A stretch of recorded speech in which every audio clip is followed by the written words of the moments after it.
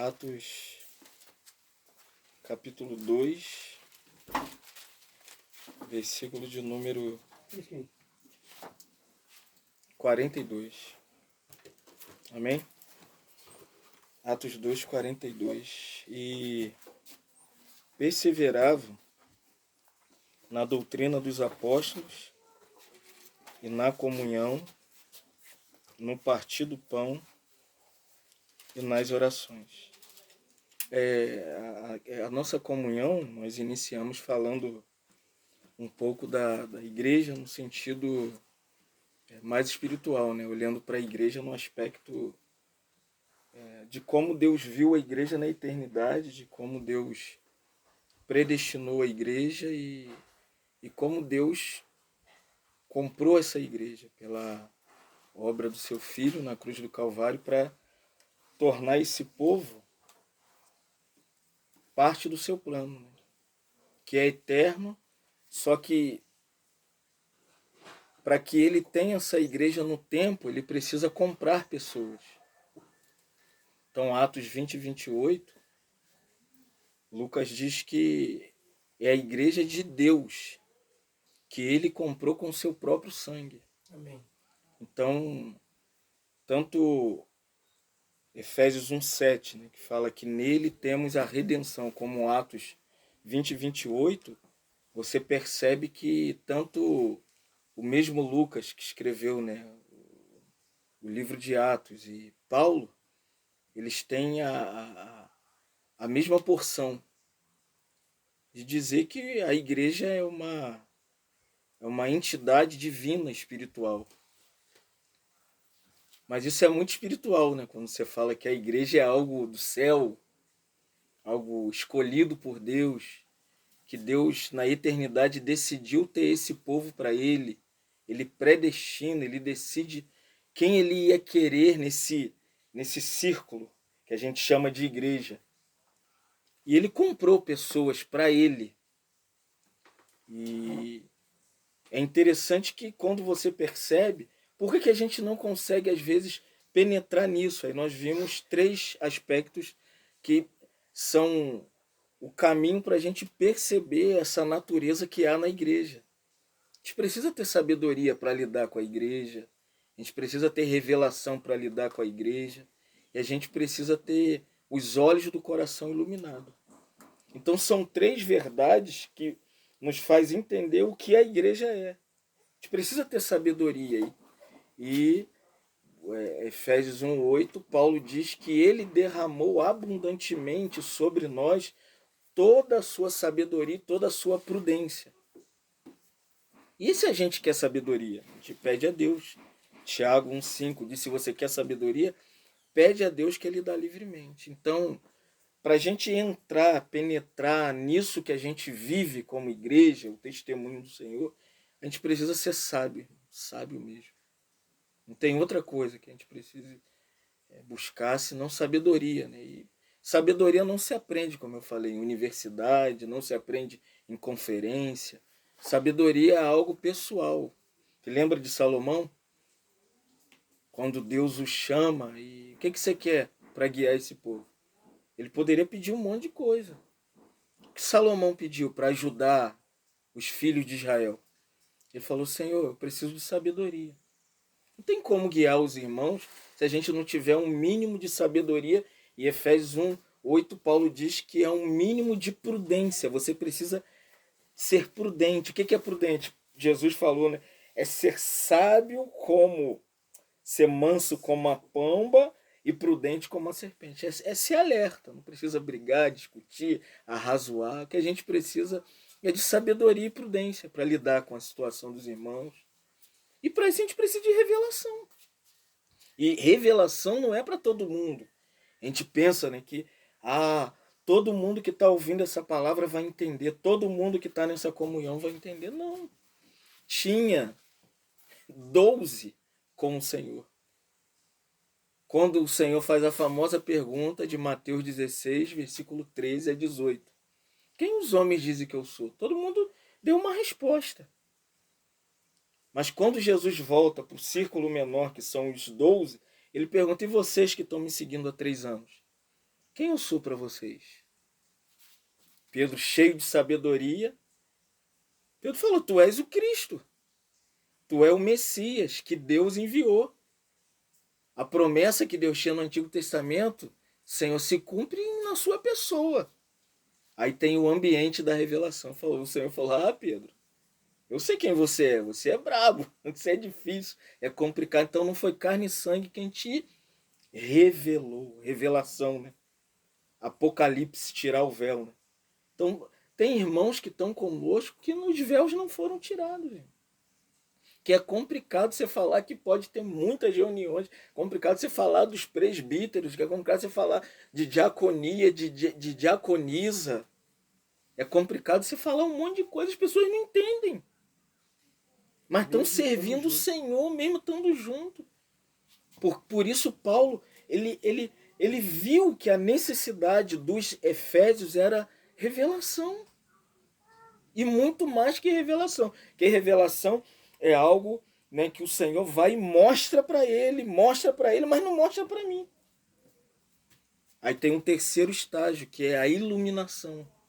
2 Coríntios 4,4, Paulo diz que das trevas Deus disse, haja luz.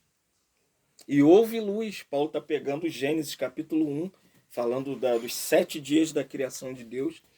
E ele diz, é assim que Deus fez. Deus iluminou o nosso coração, trazendo luz interior. Nem tudo é do lado de fora. Nem tudo na igreja é um aspecto externo, irmãos. Nada, eu vou ser bem objetivo, nada relacionado à igreja é coisas de fora. Eu vou ser bem claro. É muito mais das coisas de dentro. Deus precisa organizar, iluminar, mostrar tudo para dentro para que depois você entenda as coisas de fora. E às vezes a gente acha que é assim, né? A gente coloca aqui, palmeia aqui. Não. É por isso que a palavra é tendo os olhos do coração iluminado. O coração está em jogo. E se o coração não é guardado, o que tem? Briga, confusão, contenda. Por quê? Aonde que Satanás entra? É no coração. Se lembra de Atos 5? Ananias e Safira? Pedro virou para o casal e falou assim, por que você mentiu ao Espírito Santo? Por que Satanás entrou no coração de vocês? Percebeu? Não eram ímpios. Eles estavam onde? Assim que o Espírito foi derramado, eles estão vivendo a igreja que nasceu. Não tinha nada a ver com o mundo, nem com religião, nem com o judaísmo. Eles eram a igreja, parte da igreja em Jerusalém. Mas o coração não estava guardado. Irmãos, vamos guardar o nosso coração. Não negocie o seu coração. Não coloque o seu coração em jogo. Você vai sair ferido, espancado, machucado, magoado. Você vai sair transtornado, perturbado. Por isso que Paulo usa a expressão que o coração tem olhos.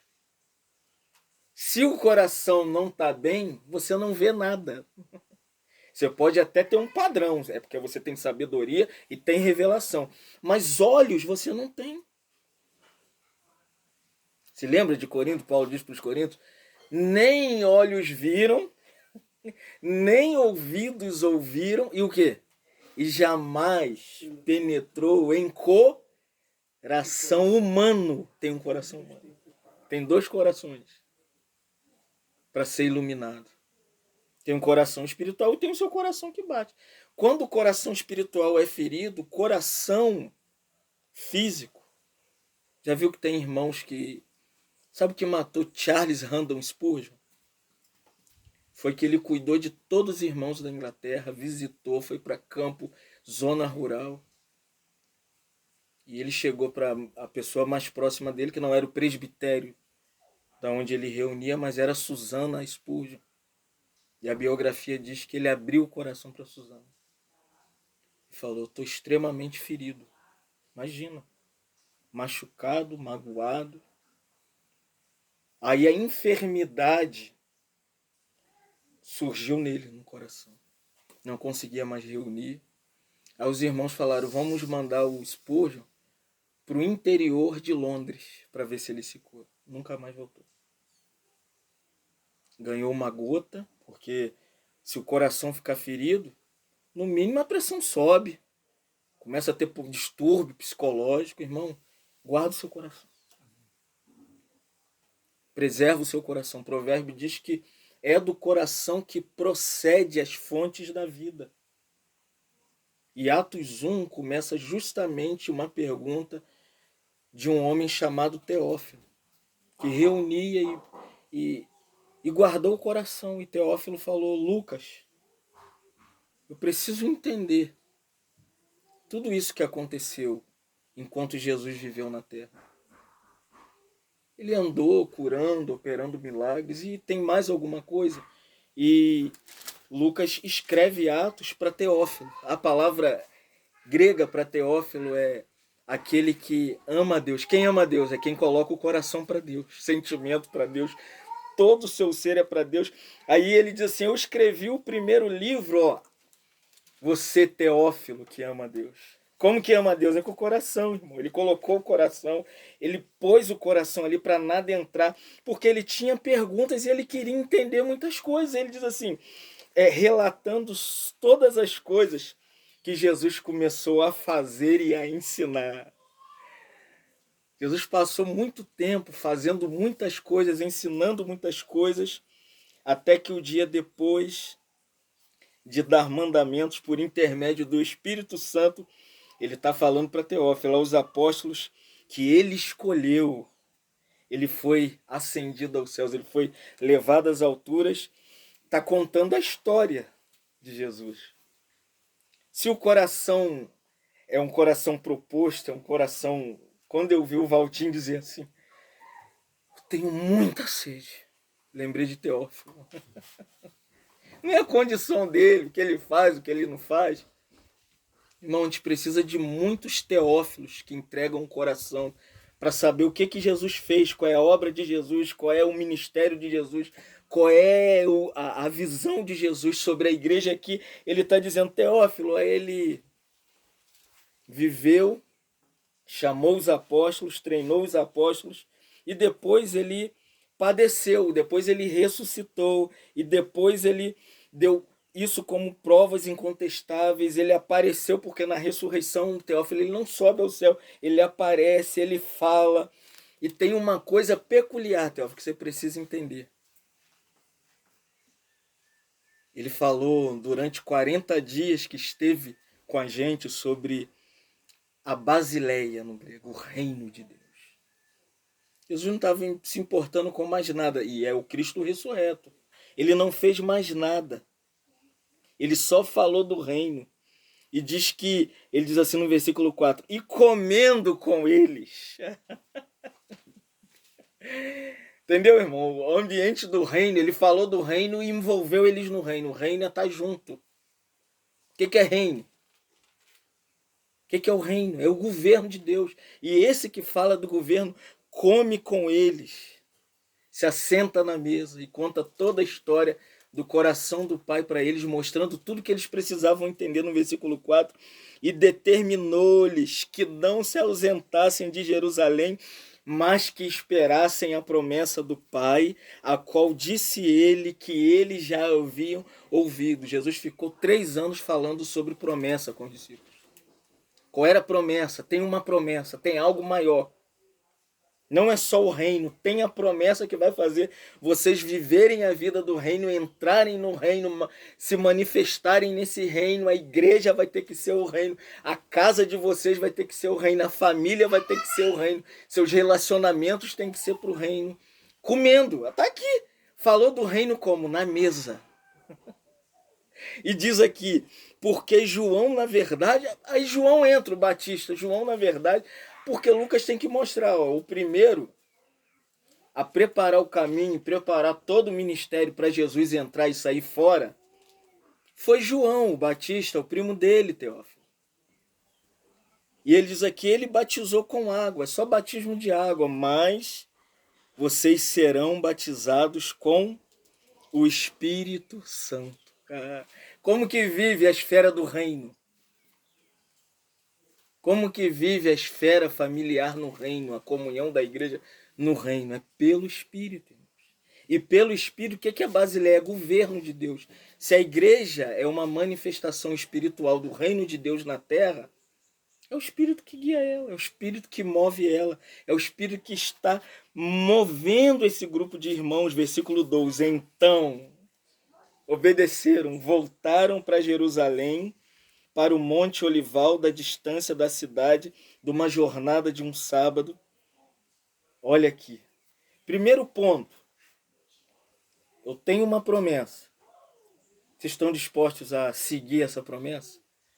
A obedecer aquilo que eu estou falando? Imagina a cabeça de Teófilo. Ah, então não é pessoas que estão indo um para lá, outro para cá.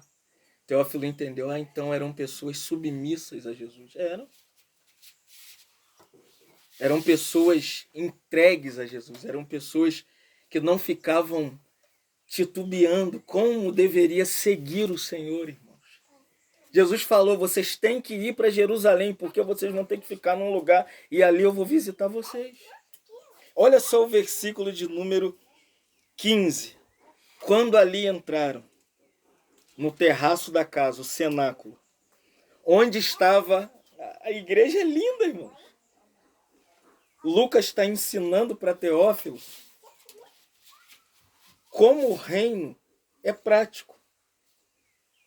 O reino é um ambiente que Deus está governando, vocês têm que ir para Jerusalém.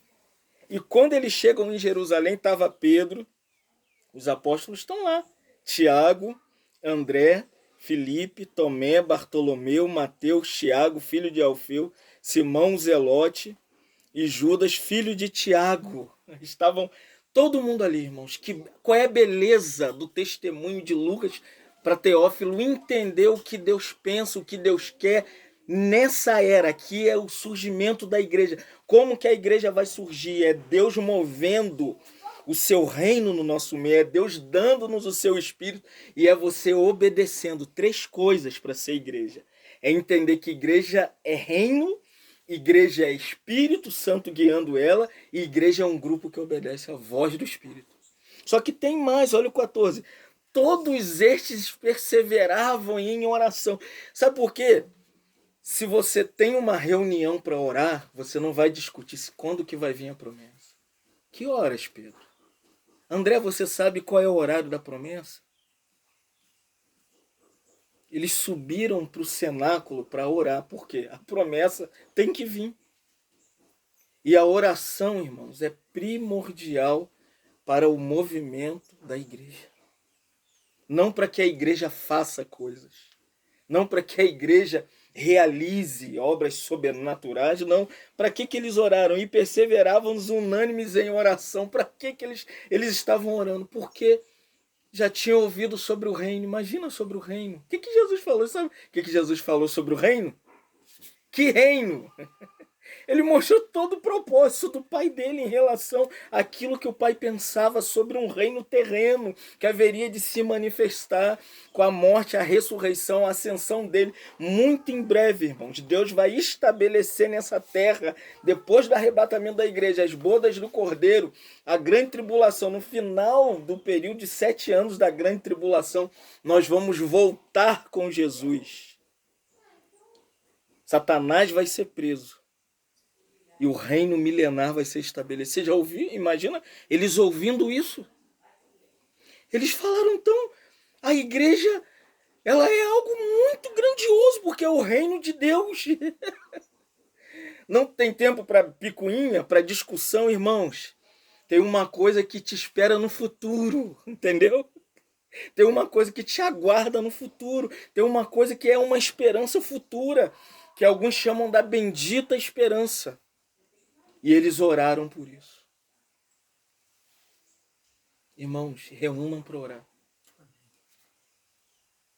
Reúnam para orar. Entendeu? Ora.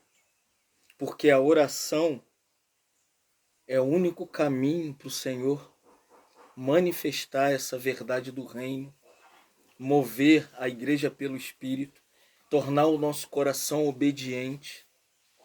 E olha quem estava, porque a gente masculiniza a igreja. Ah, não, só tem homem na reunião. Aqui não fala de mulher no versículo. O irmão falou, não, no versículo 3 não tem mulher não, você está enganado. A mola propulsora da reunião de oração é as mulheres. Amém, irmãos? As mulheres estavam com eles, Maria, mãe de Jesus, e os irmãos dele também estavam. Tem que orar, irmãos. Tem situação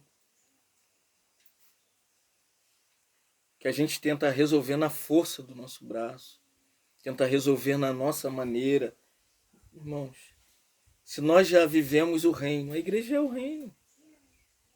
Romanos 14:17, Paulo diz, o reino de Deus não é comida e nem bebida, mas é... O que é reino? Reino. É o agora sim ou ainda não. O reino já veio, a igreja já é o reino. O que manifesta o reino? 3 coisas. Justiça, paz e alegria no Espírito Santo. Quer entender o reino? É onde a justiça de Deus está sendo manifesta. Todo ambiente injusto você se levanta com repulsa. Não aceito isso. Não aceito falar mal do irmão, não aceito criticar os irmãos, não aceito apontar os irmãos. Porque o padrão da igreja é o padrão da justiça que Jesus falou. Lá, quando ele fala ensinando, em Mateus 5, 6, 7, 8, 9, 10, que termina em Mateus 26, tendo terminado o seu ensinamento. Qual é o padrão do reino? É um reino de justiça, irmãos. O que é justiça? Não cabe eu ficar falando mal dos outros, criticando os outros, atacando os outros. Irmãos, justiça. Primeira coisa, o primeiro aspecto da justiça é a justiça que eu recebi da obra de Cristo na cruz. Se eu fui perdoado dos meus pecados, se o meu destino era o inferno, a justiça de Cristo me absolveu. Agora, como justo, justificado pela fé, agora essa justiça imputada de Cristo em mim me faz justo em Cristo. E eu preciso ser justo com o irmão. Se o irmão errou, o que eu preciso ser com ele? Tratar com justiça, usar de misericórdia, usar de graça, usar de amor, buscá-lo. Só que nós esquecemos que, não, o irmão falou, nós somos o reino de Deus. Mas ataca todo mundo, critica todo mundo, fala mal de todo mundo. Não, irmãos. Reino trabalha com justiça. Tiago diz, e a justiça ou a misericórdia triunfa sobre o juízo. Quantas coisas seriam abreviadas entre nós se houvesse mais justiça e menos crítica, menos apontamento, menos ataque?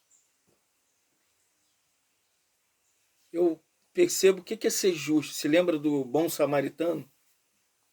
Ele está de longe olhando. Quem que passou? Quem falava de justiça todo o tempo, falava de justiça, o sacerdote.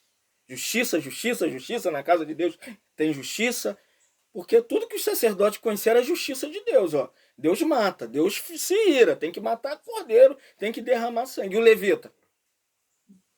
Levita só adora, levita vive em 4 turnos, servindo a Deus. Mas está lá o homem espancado, machucado, sangrando, dolorido, abandonado. E cadê o reino de justiça? Nenhum. Nenhuma justiça. E o bom samaritano pegou, irmão, e entrou naquele ambiente de injustiça que o sacerdote não conseguiu socorrer o ferido. E o levita também não socorreu o ferido. E qual é a marca do bom samaritano? É a justiça. Como que ele manifestou a justiça? Ele pegou, levou ele para a hospedaria, pegou óleo, uma toalha, limpou as feridas dele e pagou tudo. Ó, coloca tudo na minha conta. Quem é o bom samaritano, irmãos? Quem é a justiça perfeita? É Cristo. O reino de justiça é o reino que aponta para Cristo. Ah, o irmão é isso. Você fala, ele está em Cristo. Ah, o irmão fez aquilo. Ele está em Cristo. Ah, eu penso aquilo. Irmãos, nós temos que voltar para Cristo. O padrão de justiça é Cristo. Segundo, paz. A justificação pela fé traz o segundo aspecto do reino, que é paz. Sendo, pois, Romanos 5:1, justificados pela fé temos paz com Deus. Preste atenção aqui, irmãos. Não vou nem entrar no plano de Deus para a igreja, acho que a gente vai ficar nisso. Temos paz com Deus. A paz que eu tenho com Deus é assim: Deus virou meu inimigo, Deus estava irado e Deus iria me matar. Um intermediário, que é o príncipe da paz de Isaías 9, ele entrou no meu lugar, interviu no meu lugar, se colocou e falou assim: Pai, tem misericórdia dele. Dá a sua paz para ele. Retribui aquilo que ele nunca vai conseguir. Ele não tem paz, ele é um atribulado. Ele comete loucura, ele não consegue andar. Dá a sua paz para ele, Deus. E o pai falou: tá bom, vou confiar na sua obra da cruz. E pela sua obra, vicário, eu vou transferir a minha paz para você. E você, meu filho, você dá a minha paz para o Silvio. Dá a minha paz para o Fábio, irmão. Por isso que depois que Jesus morre, ressuscita, ele não vai direto para o Pai. Por quê? Todos os discípulos ficaram atribulados e perderam a paz. Ficaram aonde? Aonde todos ficaram. Você quer ver o que eles esqueceram? Ficaram 3 anos ouvindo Jesus falar sobre reino, manifestação de reino, como o reino operava. Quando Jesus morre, eles perderam a paz. Eles não deixaram de ser filhos de Deus. Eles só perderam a paz. Como que você vê quando uma pessoa perde a paz? Ela se tranca num quarto escuro, já viu? É a chamada depressão. Depressão é perca de paz, fecha a janela, tranca a porta e fica no seu mundinho. Porque depressão é da alma. É a emoção da alma que está contagiada pelo aspecto externo. Não consigo ajudar meu filho, eu não consigo, não sei mais o que fazer. Irmãos, e os discípulos estão dentro de casa, trancados, com medo da religião. Se eles mataram um Senhor, eles vão vir agora, vão vir atrás da gente. Aí os 12, trancaram a porta. De repente, ele nem a porta abriu, irmão. Tem situações que Jesus não vai nem pedir para entrar na sua casa. Ele vai aparecer ali. E quando ele apareceu, ele manifestou o segundo aspecto do reino. Ele falou, a palavra grega é airene. Vou traduzir para vocês. Airene é assim: sejam felizes. Você entendeu? No grego é paz é felicidade. Você quer ver uma pessoa que não está vivendo o aspecto do reino? Ele é infeliz. Ele é triste, ele é cabisbaixo. Ele nem sorri. Porque o terceiro aspecto do reino... Qual é o terceiro aspecto? De Romanos 14:17. Alegria no Espírito Santo. O que é alegria, irmãos? Abacuque diz, a alegria do Senhor.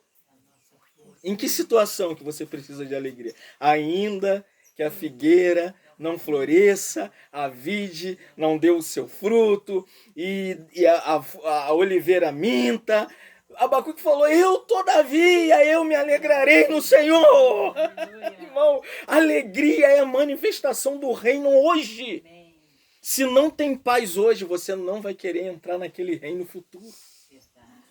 Que aquele reino vai ser uma tranquilidade, Satanás preso. Vai ser um reino de paz. A cobra não pica mais. A cobra preta com a cruz nas costas acabou. Você vai se enrolar com ela. Você vai deitar em cima do leão. Você vai pegar a áspide na mão. Paz. No hebraico, a palavra paz é shalom. Sabe o que é shalom? Felicidade. É igual a Irene, mesma coisa. Por isso que você encontra um judeu praticante, um judeu messiânico que crê em Jesus, ele usa uma expressão assim, shalom lahema. Sabe o que significa? Paz constante. E tem irmãos que você fala, paz, o irmão. Não dá não. Ele não dá paz. Porque paz é a manifestação do reino hoje para o reino futuro. Porque o milênio vai ser de paz. Não tem Satanás.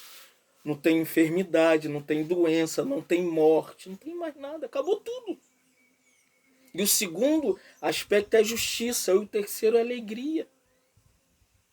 Uma das coisas mais terríveis que a gente percebe, olhando para Atos, depois que a igreja surgiu, o Espírito foi derramado, e agora você tem a vida da igreja, né? A igreja, e a prática da igreja, Atos 2:42, que já é esse ambiente de justiça, de paz e alegria no Espírito Santo. Se o ambiente é do reino, o que a igreja tinha? A palavra do reino. E perseveravam no ensinamento dos apóstolos.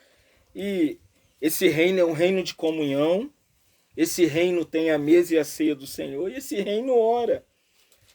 E o que é esse reino? A manifestação desse reino é que em cada alma, na alma, olha isso aqui, em cada alma havia temor. É reino, tem justiça. Não, os apóstolos não falavam nada. Foram regenerados, nasceram de novo. Como que entra na igreja? Pela obra do Espírito Santo. Entrou pela regeneração, o Espírito Santo vem morar em você. João 3:3. Você precisa nascer da água e do Espírito. Aquele que nascer da água e do Espírito entra no reino de Deus. Eles entraram no reino. Com o ensinamento do reino, a comunhão do reino, a mesa do reino, as orações do reino. Então, toda mente, vontade, emoção, a alma é mente, vontade, emoção, eles estão plenas de temor. Não é temor agora da religião, do judaísmo, de Roma. Agora é temor. Cuidado para não ferir o Senhor. Aleluia. Vamos viver para Ele, vamos amá-lo. Ele está aqui a todo instante. Aquele que morreu, ressuscitou, enviou o Espírito e veio morar. Você não teme, Pedro? Ai, que temor. Pedro ficava oscilando, temia, não temia, fugia. Agora está uma igreja cheia do temor e muitos prodígios e sinais eram feitos por intermédio dos apóstolos. Agora o temor traz o milagre. Imagina, você perder seu filho e em 4 meses vocês estão íntegros. Como? Como? Essa é a marca do reino, irmãos. É alegria, paz, justiça. E Lucas está falando para Teófilo, ele diz assim, versículo 44. Todos, igreja, aqui é a igreja. Quem é a igreja? Todos aqui, vamos tirar a dúvida agora. Vamos ler, todo mundo junto? Igreja é isso aqui, vamos lá. Todos os que criam. Igreja é isso aqui, todos os que criam. A gente pode ir na sua reunião, você crê? Então vamos ficar junto. Entendeu? Tá nessa conjunção. Crê, fica junto. O que é igreja? Quem crê, quer ficar junto. Amém. Aleluia. A Madá mandou logo. Quantos anos de casado? 30 anos. Aí o marido falou assim, você não me... Ela falou, quem cuidou de você sou eu quando estava morrendo. Na morte, na doença, na adversidade. Tá junto. Igreja é igual casamento, irmão. Daqui a 30 anos não tem mais vida sexual. É 2 amigos juntos e com ciúme. Se passar um irmão novo, a gente fica meio... É igual Jesus com a gente, ele tem ciúme da gente. Ele quer a gente só pra ele quer a gente junto dele, isso é igreja. Ele quer crentes pra ele, andando com ele, amando a ele. Igreja não é uma organização, uma estrutura. Igreja é qualquer irmão que creu e tá junto. Veio pra perto, nem pergunta de onde você é. Aí o Espírito Santo fala, não, gente, é só andar junto, somos igreja. Vai junto, tá vendo? Para de perguntar de onde que é, qual é o nome, quem é, de onde você veio. Tá aqui. Estavam juntos. Olha a comunhão aqui. Comunhão não é comer junto. Daqui a pouco a gente vai comer junto, vai beber junto. Na verdade, nós já estamos 4 dias comendo e bebendo junto. Mas aqui eles tinham tudo em comum. A casa da sogra de Pedro era dos irmãos. A charrete com o cavalo dos apóstolos eram dos irmãos. Tudo que havia de posse, olha o versículo de número 45. Isso é comunhão. Vendiam as suas propriedades e bens. Tinha bens, dinheiro, irmãos. Tinha dinheiro. Só que era tão comum os apóstolos no meio deles, andando com eles, comendo com eles, bebendo com eles, que eles pegavam tudo. E estamos na iminência da volta de Cristo. A promessa é que ele subiu, o anjo não falou, eles estavam lá. Quando o anjo falou, para que vocês estão olhando para o céu? Imagina. Eles falaram, o anjo falou para eles, o mesmo que está sendo tomado entre as nuvens, ele vai voltar. E aqui está o resultado da esperança que a vinda de Cristo era imediata. Se lembra que nós comentamos, a igreja não quer que Jesus volte. Sabe por quê? Elas não querem vender propriedades e nem bens. Que é o maior carro, a melhor casa, que é portão eletrônico, que é janela que fecha, que é quarto, sei lá. Irmãos, nós fomos salvos para esperar ele vir. Vendiam suas propriedades e seus bens. Para quê? Para cuidar dos irmãos. E distribuíam o seu produto, que era vendido e entrava o denário, que era a moeda da época, eles pegavam aquilo e distribuía à medida que algum irmão era necessitado. Não era para trazer irmãos para a igreja. Isso aqui extrapola até o ambiente da comunhão da igreja. Até os de fora, quer ver? Continua o texto. Diariamente perseveravam, versículo 46.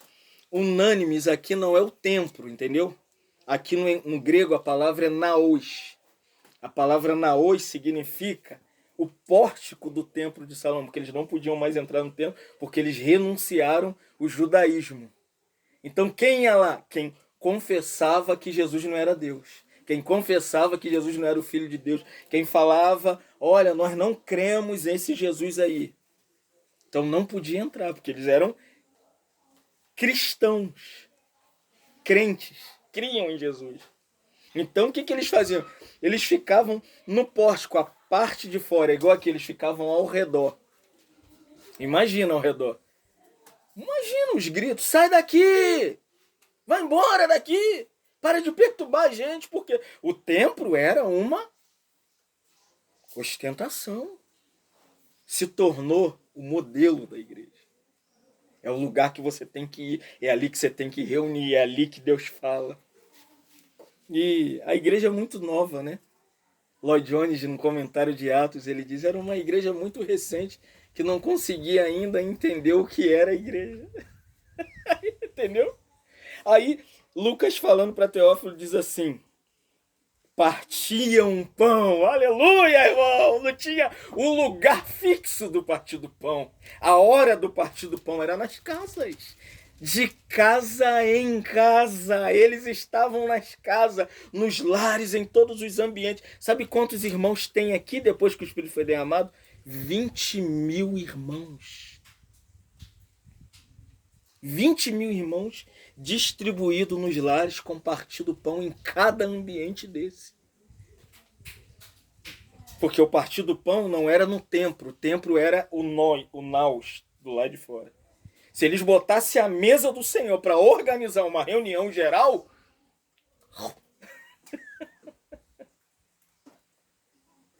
vamos voltar para a simplicidade. Vamos voltar para as casas. Nós aprendemos que os lares dos irmãos é o lugar mais aconchegante para que o Senhor possa estar. A sua casa, a minha casa, a casa dele, a casa dele. É o melhor lugar para receber as pessoas que precisam entender. Imagina, 20.000 irmãos distribuídos nas casas. Aí Lucas está falando para Teófilo. Teófilo falou, que interessante, então a casa é a igreja? É. Não tem um lugar fixo para a igreja? Não. Todo lugar a igreja está. Aonde? Em que casa? A igreja está na casa de Pedro, está na casa de André, está na casa de Matias, está na casa de Felipe. Imagina que coisa linda. Aí terminou os 12, está na casa mais de quem? De um bando de anônimos, que nós nem sabemos o nome, mas está em todos os lugares. Olha o texto. E tomavam, comia todo mundo junto, assava carne, fazia churrasco, tomava refrigerante, se alegrava, faziam suas refeições com alegria e singeleza de coração e louvando a Deus. Cantavam hinos espirituais para Deus e contando com... Aqui não é mais a igreja. Quem está de fora falando que vida linda, gente, nunca vimos algo igual. Na casa de fulano tem uma comunhão. É o povo aqui não é a igreja. Quem é o povo? São os que não criam. Sabe o que o povo achava da igreja? É a coisa mais linda. O que os irmãos acham disso aqui? Não é estranho que ninguém... Não, aquilo lá é estranho. Não é aquilo é... Ficam indiferentes. Diz aqui, o povo era simpático com a igreja. Enquanto isso, quem salvava o povo? Não tinha ninguém com faixa na esquina. Vem aceitar Jesus como seu único e suficiente Salvador. Ninguém vestido de chapolim. Eu vi um que veio na tirolesa assim, caiu no meio da rua. Vestido de Homem-Aranha, que estava pregando evangelho no YouTube. Está aqui, irmãos. Enquanto isso, quem que estava orquestrando, gestando, movendo, guiando, salvando?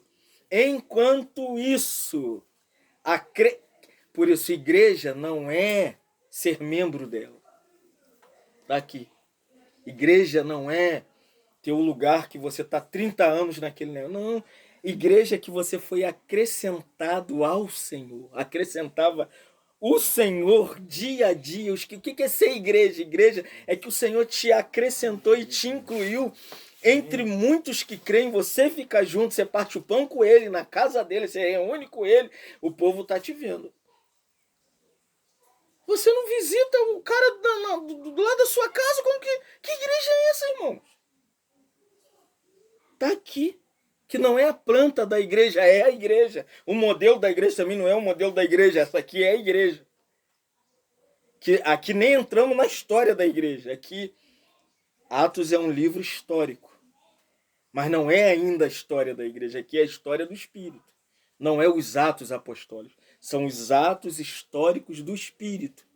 Como o Espírito via a igreja? Nós vimos na quinta como o Pai via a igreja, como o Filho orquestrou para ter a igreja, e aqui nós estamos vendo como o Espírito está na igreja, como ele age na igreja, como ele comanda a igreja, como ele guia a igreja, irmãos. Eu não sei se vocês estão entendendo o que eu estou tentando falar desde ontem, que aquela de ontem a gente não pode nem gravar. Mas é aqui que está a igreja. É a primeira vez que você entende o que é a igreja. Então, vamos caminhar dentro da comunhão que Lucas tem para Teófilo. Você ama Deus? Você ama Deus? Você ama Deus? Você ama Deus? Eu amo a Deus, então todos somos Teófilos. Campbell Morgan diz que Teófilo é a figura da igreja. É o que a igreja é Teófilos. Que conhece a obra de Cristo, o que ele veio fazer, o que ele veio ensinar. E Lucas tem que ter Lucas. Teófilo é parte desses irmãos que creem tão juntos. E por que tem que ter estudo bíblico? Por que tem que ter fundamentos da fé cristã? O que Lucas está fazendo com os Teófilos, que somos nós? Está fundamentando. Foi assim, primeiro, foi assim, segundo. Primeiro, ele esteve aqui. Segundo, ele morreu. Terceiro, ele ressuscitou. Depois da ressurreição, fica 40 dias. O que ele faz? Ele tem uma doutrina objetiva, porque ele é a própria graça, então ele não vai falar da graça, que ele é a manifestação da graça. Então ele é a graça que se entrega, e ele também é o reino que se manifesta hoje, trazendo paz, alegria, justiça no Espírito Santo. E a igreja não ganha uma forma. A igreja não vem a existir a partir daí, que a igreja é o curral. Você vê a igreja, lá no Antigo Testamento, a igreja está no deserto. A igreja está todo instante sendo guiada no Antigo Testamento e no Novo Testamento. A igreja que cria, estava junto. O que a igreja fazia? Ela partia o pão, ela fazia a refeição, ela era amada pelos de fora que não reuniam com esse grupo. Aí o Senhor falava, esse aqui é eleito, chamava ele. Esse aqui é eleito. Aí o Senhor ia acrescentando. Não tinha nenhuma manifestação cultural da igreja para atrair as pessoas. Existia quem na igreja? O Espírito Santo. Qual é a função do Espírito Santo na igreja? Salvar o pecador, irmãos. João 16:8. Jesus falou, eu vou rogar e o Consolador vai vir. Se ele não vir, não tem obra, não tem igreja, não tem manifestação da igreja visível na terra. Porque a igreja tem 3 coisas. O primeiro, o Espírito tem que convencer homens que eles são pecadores. Segundo, a justiça de novo. Que a sua justiça não é apropriada para você ir para o céu.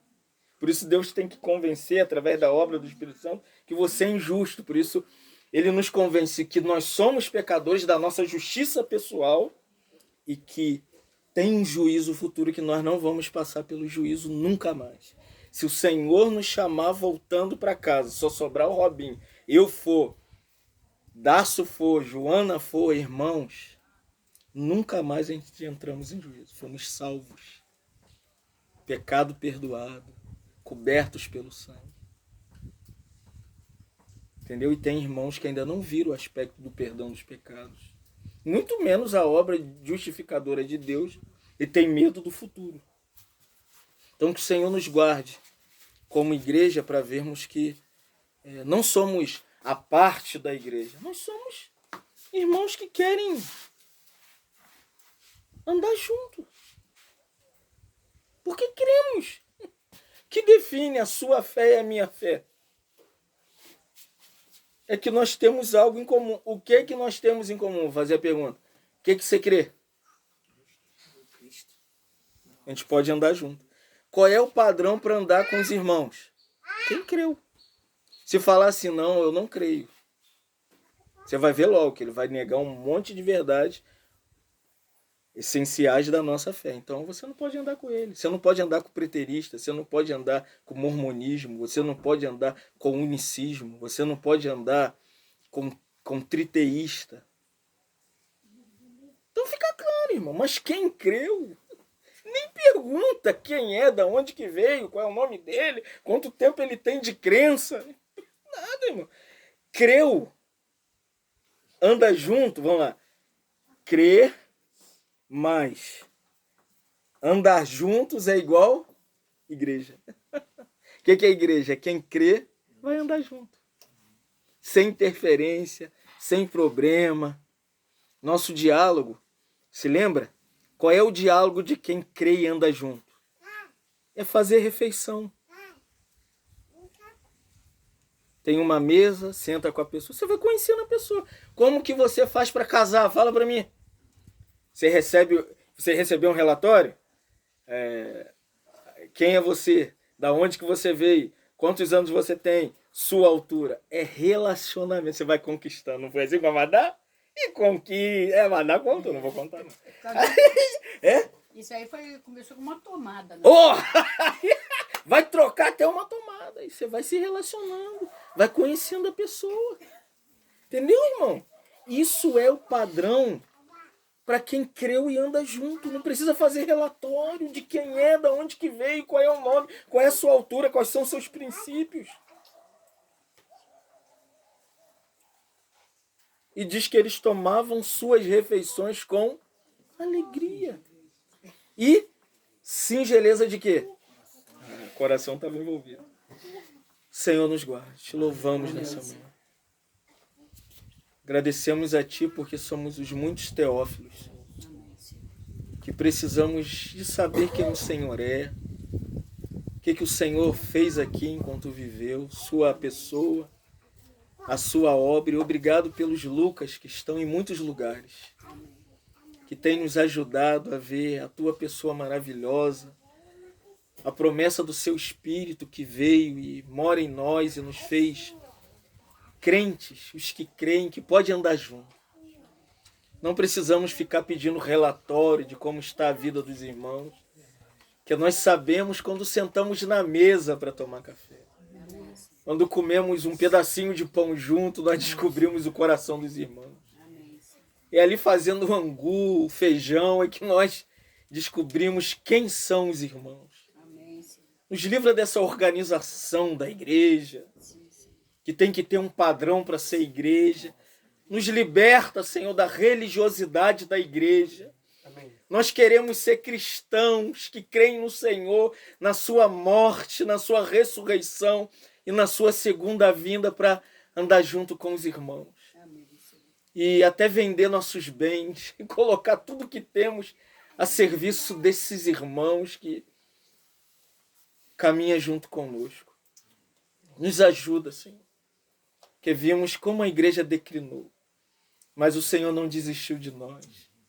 O Senhor ainda tem nos chamado para vivermos juntos em comunhão e vivermos na tua presença, Senhor. Abençoa os irmãos em Miguel. Cuida da família do Silvio, das irmãs, dos irmãos. Cuida de todos os irmãos em Miguel Pereira, Senhor. Da comunhão amanhã. Abençoa os irmãos. Direciona os irmãos. Muito obrigado até pelo Valtinho hoje, Senhor. Que coração. Não queria nem deixar a gente sair dali, Senhor. Abençoa ele, Senhor, sua casa. Obrigado pela cura, restauração da sua esposa.